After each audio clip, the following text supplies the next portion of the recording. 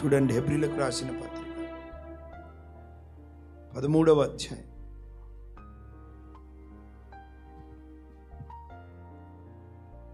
17వ వచనం.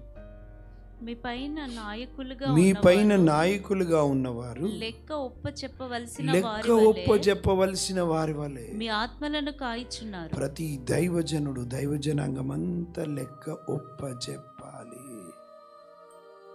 చూడండి నాతో పాటు దానియేలు గ్రంథం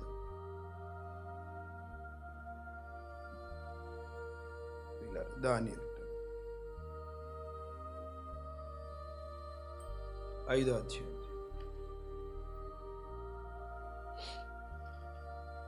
25వ వచనం. ఈ వాక్య భావం ఏమనగా, మినే అనగా దేవుడు నీ ప్రభుత్వ విషయంలో లెక్క చూచి దాన్ని ముగించాను. టెకేల్ అనగా ఆయన నిన్ను త్రాసులో తూచగా నీవు తక్కువగా కనబడితివి. మెనే టెకేల్ ఉఫార్సిన్ అనే మాటకి అర్థం అది. ఆయన నిన్ను త్రాసులో తూచగా నువ్వు తక్కువగా కనబడితివి. లెక్క చూచి అనుందా? మినే అనగా దేవుడు నీ ప్రభుత్వ విషయంలో లెక్క చూచి, లెక్క చూస్తాడు, త్రాసులో చూస్తాడా? తక్కువ కనబడ్డావు అని దెబ్బ కొట్టిండు బెల్షెజర్కు. అర్థం చేసుకోవాలి, అదే హతుడైపోయాడు. లెక్క చూస్తాడు దేవుడు. నేను ఎవరికి లెక్క అప్పచెప్పాలి బ్రదర్? ఏం లేదు, నాకు లేదు, లెక్క ఒప్పచెప్పాలి. ఆ పాస్టర్ గారు ఏంది బ్రదర్, ఆయన అట్లనే అంటాడు. ఆయన ఏంది? ఆయన నాకు కాదు. ఫస్ట్ గుర్తుంచుకో, దేవునికి నువ్వు లెక్క ఒప్పచెప్పాలి. దేవుని పద్ధతిలో దైవజనుడు కూడా నువ్వు చేసింది చెప్పాలి. ఇవ్వబడిన బాధ్యత గురించి తిరిగి లెక్క ఒప్పచెప్పాలి. ఇప్పుడు టీచర్లు ఉన్నారు, హెడ్ మాస్టర్కి లెక్క ఒప్పచెప్పాలా లేదా? గవర్నమెంట్ ఉద్యోగులు లెక్క ఒప్పచెప్పాలనే తెలుసు. నేను లేదు, ఉన్నప్పుడు నాకు ఇష్టం వస్తే పోతా, పోయి సంతకం పెట్టాలి, అక్కడ ఇచ్చేబడ్డ పని కంప్లీట్ చేసి చెప్పాలి కదా. మరి దేవుడికి కూడా ప్రతి క్రైస్తవుడు, క్రైస్తవరాలు, క్రైస్తవ జనాంగము, క్రైస్తవ దైవజనులందరూ కూడా లెక్క ఒప్పజెప్పవలసిన వారమై ఉన్నాము అన్న సంగతి అర్థం చేసుకోవాలి. ఆమేన్, హల్లెలూయా. రైట్, మత్తయి సువార్తకు వచ్చాయి. లెక్క 20వ వచనం. అప్పుడు 5 తలాంతులు తీసుకున్న వాడు మరి 5 తలాంతులు లెక్క అడిగాడు. ఏమయ్యా, పోయేటప్పుడు నేను దేశాంతరం వెళ్ళేటప్పుడు నీకు 5 తలాంతులు 2 ఒకటి ఇచ్చిన కదా, వ్యాపారం చేశారు కదా, రండి లెక్క చెప్పండి అని అడిగితే మొదటి వ్యక్తి వచ్చాడు. అయ్యా, అప్పుడు 5 తలాంతులు తీసుకున్నవాడు మరి 5 తలాంతులు తెచ్చి అయ్యా, నీవు నాకు 5 తలాంతులు అప్పగించితివే, అవియుగాక మరి 5 తలాంతులను సంపాదించి తినని. అయ్యా, నువ్వు నాకు 5 తలాంతులు ఇచ్చావు, ఇదిగో మళ్ళీ కష్టపడ్డాను, ప్రయాసపడ్డాను, రిస్క్ తీసుకున్నాను, శ్రమపడ్డాను, జ్ఞానంగా వెచ్చించాను. జ్ఞానం ఏందో తెలుసా? దేవుని కొరకు నీ జీవితాన్ని, నీ ధనాన్ని అవన్నీ వెచ్చించడం జ్ఞానం. అది ద గ్రేట్ అలెగ్జాండర్ ఏమన్నాడు? అన్నీ సంపాదించి పోయేటప్పుడు అన్నీ వారేయండి, ఏం తీసుకుపోవట్లేదు, ఖాళీ హాత్య ఆయా ఖాళీ హాత్య జారం అన్నాడు. కానీ గుర్తుపెట్టుకోవాలి, జ్ఞానం గలవాడు దేవుని కొరకు తన జీవితాన్ని వెచ్చిస్తాడు, ధనాన్ని వెచ్చిస్తాడు, తనకున్న తలాంతులను వెచ్చిస్తాడు, తన సమయాన్ని వెచ్చిస్తాడు. రైట్. 5 తీసుకున్న వ్యక్తి అతని యజమానుడు బలా నమ్మకమైన మంచిదా, శబాష్, నీకు ఇయ్యదాన్ని ఇచ్చిన దాన్ని నువ్వు 5 చేసావు, కష్టపడ్డావు, ప్రయాసపడ్డావు, జ్ఞానంగా వెచ్చించినావు, శబాష్ అని మెచ్చుకుంటున్నాడు. ప్రియులారా, ఎవరమైతే దేవుని కొరకు కష్టపడతామో, ప్రయాసపడతామో, ఖర్చు అయిపోతామో, ఒకరోజు రాబోతుంది దేవుడు అంటాడు, శబాష్, నీ పేరు పెట్టి అంటాడు. వెరీ గుడ్, బలా నమ్మకమైన మంచి దాసుడా.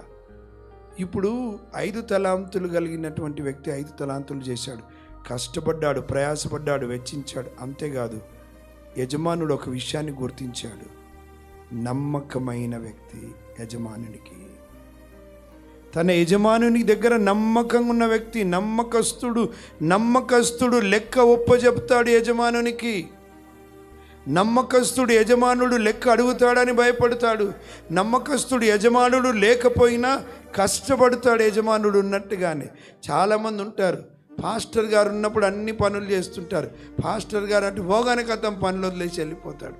వాడు నమ్మకస్తుడు కాదు. ఎవరున్నా లేకున్నా యజమానుడు దూరదేశంలో ఉన్నాడు, కానీ నమ్మకస్తుడు. ప్రియులారా, తలాంతులు కలిగిన వారు, టాలెంట్స్ చాలా దొరకొచ్చేమో కానీ నమ్మకస్తులు కావాలి పరిచర్యలో. అపనమ్మకస్తులకు వాళ్ళ నుండి పని జరగదు కదా, దాని ద్వారా పని చెడిపోయే ప్రమాదం ఉంది. టాలెంట్ ఉండడం మాత్రమే కాదు ప్రియులారా, ట్రస్ట్ వర్ది అయి ఉండాలి, నమ్మకస్తుడై ఉండాలి. ఇప్పుడు ఉదాహరణ అనుకుందాం, ఒక ఆయన మంచి గిటార్ కొడతాడు, చాలా ఫుల్ మంచిగా కొడతాడు. ఆయనని పిలుచుకున్నాం మనం, బ్రదర్ మీరు ప్రతి వారం వచ్చి కొట్టండి, మీకు ఇంత ఇస్తామన్నాం. ఆ వ్యక్తి సరే అన్నాడు, కానీ టైంకి రాడు. ఏం లాభం? టాలెంట్ ఉంది, ట్రస్ట్ వర్ది మనిషి కాదు. నేను ఒక మాట చెప్పనా, రాబోయే రోజుల్లో నమ్మకంగా లేని వారిని అందరినీ ప్రభు తీసేయబోతున్నాడు పరిచర్యలోంచి కూడా. కాదు పని, లేకపోతే కాదు. ఆల్రెడీ కొంతమందిని తీసేశాడు, అపనమ్మకస్తులను తీసేశాడు, అసహ్య జీవితాలు జీవిస్తున్న వారిని తీసేశాడు. నమ్మకస్తులు లేకపోతే ప్రియులారా, మిమ్మల్ని ఒకడు బిజినెస్ పెట్టిండు, ఆ బిజినెస్లో ఒకరిని పెట్టుకున్నాడు, వాడు నమ్మకస్తుడు కాదు. 10 గంటలకు షాప్ తెరరా అంటే వాడు 12 గంటలకు తెరుస్తాడు. 9 గంటలకు మీరే అప్పటి వరకు అంటే వాడు 7 గంటలకు మూసి వెళ్ళిపోతాడు. ఏమైపోతుంది? వాని బిజినెస్ దివాలా తీస్తుంది వీని పెట్టుకున్నందుకు. నమ్మకస్తులు కావాలి ఈరోజు సంఘంలో. ఆమేనానండి. ప్రభు పనికి నమ్మకస్తులు కావాలి ప్రియులారా. నమ్మకస్తులు, ఎవరు అడిగినా అడగకపోయినా నా దేవునికి నేను లెక్క ఒప్పజెప్పాలి, నా మీదున్న అధికారికి కూడా ఒక లెక్క ఒప్పజెప్పాలి. ఒక నాయకుని పెట్టాడు కదా దేవుడు, ఆ నాయకుని కూడా లెక్క ఒప్పజెప్పాలి. నీ భర్తకు లెక్క ఒప్పజెప్పవా? నీ భార్య నీ భర్త నీకు లెక్క చేయడా ఇట్లా అయిందని? ప్రతి దగ్గర స్కూల్లో లెక్క ఒప్పజెప్పాలి, ఉద్యోగం దగ్గర లెక్క, అధికారులకు లెక్క ఒప్పజెప్పాలి. సంఘంలో కూడా ఒక నాయకుడు ఉన్నాడు, ఆయనకు లెక్క ఒప్పజెప్పాలి. సంఘంలో ఈరోజు నమ్మకస్తులు కావాలి. God is seeking for trust worthy people. ఇప్పుడు యుద్ధానికి పోతున్నాం, చలో ఆగేయబడో అన్న నమ్మకస్తులు కాకుండా ఆడు వెనకకు పోయేటోడు ఉన్నాడు అనుకో, ఇప్పుడే ఛాయ్ దాకా వస్తా అంటాడు, ఇప్పుడే ఓడిపోతాం. అపనమ్మకస్తులతో ఏది జరగదు పని. నమ్మకస్తుడు ఏమంటుండో తెలుసా? బలా నమ్మకమైన మంచోడు కూడా, మంచి దాసుడా, నేను ఇచ్చిన పనిని కరెక్ట్గా చేసినవా, కష్టపడ్డావు, ప్రయాసపడ్డావు, తెగించినావు, వెచ్చించినావు, వ్యాపారం చేసినావు, నువ్వు నమ్మిపోయినా నువ్వు కరెక్ట్ నమ్మకస్తుడుగా ఉన్నావు. వెరీ గుడ్, బలా నమ్మకమైన మంచి దాసుడా అంటే ఏమంటున్నాడు? కొంచెములో నమ్మకంగా ఉంటివి, కొంచెములోను నమ్మకంగా ఉన్నావు, నిన్ను అనేకమైన వాటి మీద నియమించి. ఇది సూత్రం. చాలామంది పై స్థానానికి ఎదగాలనుకుంటారు, ఎట్లాగో ట్రిక్కులు జిమ్మిక్కులు చేసి నాకు పేరు రావాలని. నేను వాడబడవు నాయన అట్లా. కొంచెంలో నమ్మకం ఉంటే దేవుడు పెద్దదాన్ని ఇస్తాడు. ఇది బైబిల్ సూత్రం. ఆమెన్. చాలామంది స్టేజ్ మీద ఉండాలి, 1000 మంది ఉండాలి, అది ఉండాలి. ఎస్, మంచిది ఆశ, వాడబడాలని కోరుకు ఆశ ఉండాలి. కానీ ఆ స్థితిలో నువ్వు ఉండాలంటే నీకు ఇయ్యబడిన చిన్న దాంట్లో నమ్మకంగా ఉండాలి. వింటున్నారు అందరు? చిన్న దాంట్లో నమ్మకం ఉండాలి. లేకపోతే ఇప్పుడు వీళ్ళంతా నమ్మకస్తులు కనుకనే కదా ఇవన్నీ పోతున్నాయి. అక్కడ అంతా నమ్మకస్తులు కనుకనే కదా వాళ్ళు చేస్తున్నారు. నమ్మకస్తులు కనుకనే కదా లైవ్ పోతుంది, ఇంత ప్రయాసపడుతున్నారు. అపనమ్మకస్తులు అయితే ఎట్లా కాదు, ఏ పని జరగదు. మీకు ఒక డ్రైవర్ని పెట్టుకున్నారు, మీకు డ్రైవింగ్ రాదు, కరెక్ట్ పోవాలనుకున్నప్పుడు వాడు రాడు, ఏం చేస్తారు చెప్పండి? సింపుల్, వాన్ తీసి వచ్చేటోని పెట్టుకుంటాం. నమ్మకంగా వచ్చేటోని పెట్టుకుంటారు, రెగ్యులర్గా వచ్చేటోని పెట్టుకుంటాడు. బాబు నాకు డ్రైవర్ కావాలి, నీకు డబ్బు కావాలి, నువ్వు రాకపోతే నాకు కష్టమవుతుంది, నమ్మకస్తుని పెట్టుకుంటా. నాకు టైంలు కావాలా, దేవుడు కూడా అట్లాంటి నమ్మకస్తులు కావాలి. Praise the lord. బలా నమ్మకమైన మంచి దాసుడా, నువ్వు కొంచెంలో నమ్మకంగా ఉంటివి కనుక, తెలుసా మీకు దాసుడు అని ఉంది కదా, కొంచెంలో నమ్మకంగా ఉన్నావు కనుక ఇప్పుడు దాసుడు స్థానం నుంచి ప్రమోషన్, ఇన్స్టెంట్ ప్రమోషన్ వస్తుంది. ఏంటో తెలుసా? నీకు ఎన్నిటి మీద అధికారం ఇస్తారు? అనేకమైన వాటి మీద నిన్ను నియమిస్తాను. Promotion, నమ్మకస్తులకు promotion. ప్రియులారా, నమ్మకమైన వానికి దీవెనలు, మెండైన దీవెనలు ఉంటాయి. మెండైన దీవెనలు. ప్రియులారా, నమ్మకస్తులు కావాలి. నేను నమ్మకస్తుని కావాలి, నువ్వు నమ్మకస్తురాలు కావాలి, నువ్వు నమ్మకస్తుడు కావాలి. దేవుని పనిలో నమ్మకస్తులు కావాలి, అపనమ్మకస్తులు వద్దు. అటువంటి వారితో డేంజర్. వాడిని నమ్ముకొని మనం ఎదురు చూస్తుంటే వాడు రాడు, వేరొన్ని పిలుచుకోలేము, వాడు రాడు. వాడు రాక ఇంకొకరిని పిలవక పని జరగదు. పరిచర్యలో నమ్మకస్తులు ఉంటేనే పరిచర్య జరుగుతుంది. లేదా అటువంటి వారిని దేవుడు తీసేసి నమ్మకస్తులను తీసుకువచ్చునుగాక. అంతే ప్రియులా. ఎన్ని రోజులు మనం నెట్టుకుంటూ పోతాం? దేవుడే కదలాలిగా. నమ్మకస్తులను నేను ఖచ్చితంగా నమ్ముతున్నాను. రాబోయే రోజుల్లో దేవుడు ఖచ్చితంగా నమ్మకస్తులను తీసుకురాబోతున్నాడు ఈ పరిచర్యలో.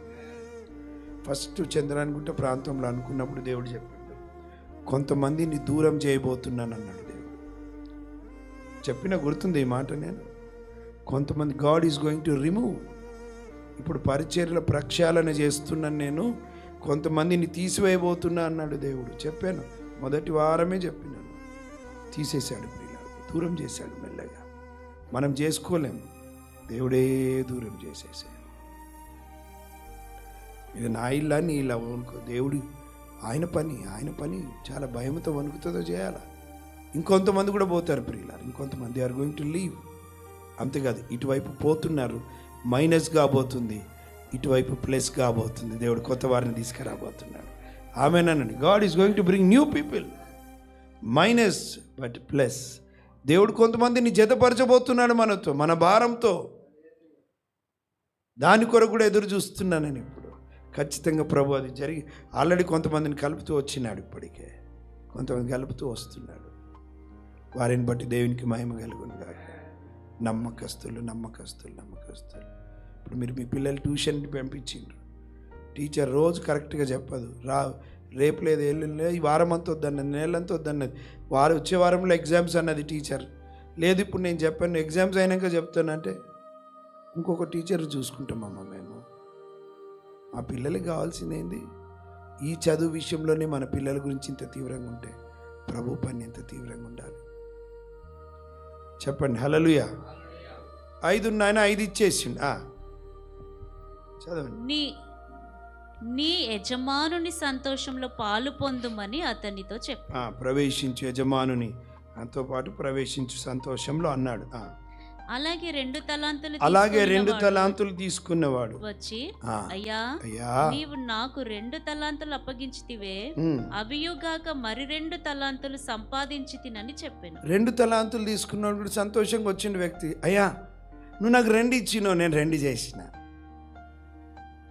ప్రియులారా, యజమానుడు నేను 5 ఇస్తున్నా 5 చేయమనలే, 2 ఇస్తున్నా 2 చేయి, 1 ఇస్తున్నా 1 చేయమనలే, ఇచ్చిండు, ప్రయాసపడమన్నాడు. దేవుడు నువ్వు ఎన్ని చేసినావు కాదు, నువ్వు ప్రయాసపడ్డావా, ఖర్చు చేసావా అన్న దాని మీదనే కదా. 2 తీసుకున్న వ్యక్తి అన్నాడు, అయ్యా నేను 2 చేసిన అంటే ఆయననేమన్నాడు? బలా నమ్మకమైన మంచి దాసుడా, నీవు ఈ కొంచెములో నమ్మకముగా ఉంటివి, నిన్ను కూడా ఏం చేస్తా, అనేకమైన వాటి మీద. నువ్వు దాసుడు కాదు, ఇప్పుడు నిన్ను ఒక లీడర్గా చేస్తున్నా, బాస్గా చేయబోతున్నా. God gives promotion. పిల్లరా, దేవుడిచ్చే హెచ్చింపు చాలా ఉన్నతమైనది. కానీ చిన్న దాంట్లో నమ్మకంగా ఉన్నారు వీళ్ళిద్దరు. ఇప్పుడు ఇంకొక దాని మీద అన్నాడా? అనేకమైన వాటి మీద అన్నాడు. అంటే దేవుడు ఏం చూస్తున్నాడు? నమ్మకస్తుడు. ఇప్పుడు యోసేపు పోతిఫర్ ఇంట్లో ఉన్నాడు, నమ్మకంగా చేస్తున్నాడు. అర్థమైపోయింది పోతిఫర్కి, నమ్మకస్తుడే కాదు ఈయనతో పాటు దేవుడు ఉన్నాడు అని అర్థమై ఏం చేసిండో తెలుసా? జ్ఞానవంతుడు పోతిఫర్ అన్ని బిజినెస్లు ఆయన చేతిలోనే పెట్టిండంట. ఎందుకు? ఆ పిల్లోడు చేతిలో పెడితే సక్సెస్ అవుతుంది. ఆ పిల్లోడు నమ్మకస్తుడు, దేవుడు ఆ వ్యక్తితో ఉన్నాడు. తీసుకెళ్ళి తర్వాత ఆయన భార్య బ్లేమ్ లేపింది, చెరసాల్లో వేసిరు, బానిసలాగా పోయింది. అక్కడ సూపర్వైజర్ చూస్తున్నాడు. ఇప్పుడు పని దొంగలు ఉంటారా ఉండరా చెరసాలలో? గడ్డి బీక అంటాడు వాడు, మంచిగా ఇట్లా చేయాలి కదా. సోమరోళ్ళు ఎందుకు చేయాలి నేనని అందరు చూస్తున్నారు, అందరు పనులు చేస్తున్నారు. అక్కడ అందరి మీద అధికారిగా ఉన్న వ్యక్తి చూశాడు, నమ్మకంగా చేస్తున్నాడు యోసేపు పని. ఏ పని చెప్తే అది నమ్మకంగా భయముతో చేస్తున్నాడు. అందరేమో సనుక్కుంటూ చేస్తున్నారు, అందరేమో గునుక్కుంటూ చేస్తున్నారు, అందరేమో నీ సోమరిగా చేస్తున్నారు. కానీ ఒక యవనస్తుడు ఉన్నాడు, నమ్మకంగా చేస్తున్నాడు పని. అప్పుడు ఏం చేసిండో తెలుసా? జోసెఫ్ ఇక్కడరా, యోసేపు ఇక్కడరా, ఆపే ఆ పని. సార్ మంచిది సార్, వీళ్ళందరి మీద నిన్ను బాసుగా పెట్టిన ఎవడెవడు ఎట్లా చేస్తున్నాడో నువ్వు నాకు చెప్పని సూపర్వైజర్గా చేసేసిండు. పిల్లరా, ఆ నమ్మకస్తున్న దేవుడు రాజు తర్వాత రాజు స్థానంలోని కూర్చోబెట్టిండు దేవుడు. ఎందుకు?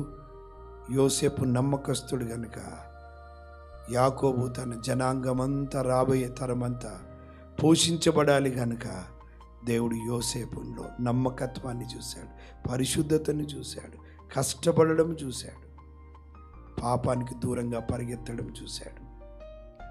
నమ్మకత్వం. ఒక మాట అడుగుతా, దేవుడు తన పనిలో నిన్ను నమ్మొచ్చా? నమ్మొచ్చా అన్ని టైంలో? రెండవది, నీ మీద ఉన్నటువంటి దైవజనుడు నిన్ను నమ్మొచ్చా ఒక పనిని అప్పగించడానికి? ఈ పని ఈయనకిస్తే పక్కా చేస్తాడని నమ్ముతాడా? మూడవది, నీ ఆఫీస్లో నీ బాస్ నిన్ను నమ్ముతున్నాడా? నీ ఇంటిలో నీ భర్త నిన్ను నమ్ముతున్నాడా? నీ భార్య నిన్ను నమ్ముతుందా? అస్సలు నువ్వు నమ్మకస్తుడివేనా, నమ్మకస్తురాలువేనా? అందరున్నప్పుడు ఒకలాగుంటున్నావా, ఎవరు లేనప్పుడు ఇంకొకలాగుంటున్నావా? నమ్మకస్తుడివేనా? నమ్మొచ్చా నిన్ను దేవుడు? నిన్ను నన్ను నమ్మొచ్చా? ప్రభా నన్ను అభిషేకించమంటున్నావు, అభిషేకించి నిన్ను నమ్మొచ్చా? నమ్మకస్తులు కావాలి.